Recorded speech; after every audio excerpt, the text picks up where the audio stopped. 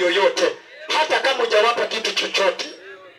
Na kuna watu watakuchukia hata kama hujawapa kitu chochote. Kwa mfano, nikisema wewe Simba inakukosea nini, hana sababu. Na wewe nikisema Yanga inakukosea nini, hana sababu. Kwa katika haya maisha kuna watu ambao watakuwa Simba kwako na kuna watu ambao watakuwa Yanga kwako. Halo? Amen. Na kuna wakati ambapo vipi Simba ikifanikiwa unajisikiaje? Nachukia sana. Wewe Yanga ikifanikiwa unajisikiaje? Ndio kabisa tena. Hivyo hivyo hata kwenye maisha yako wapo watu unapofanikiwa wanachukia sana. Usije kufanikiwa kwa jina la Yesu. Wewe nasema leo nazungumza tu walisia.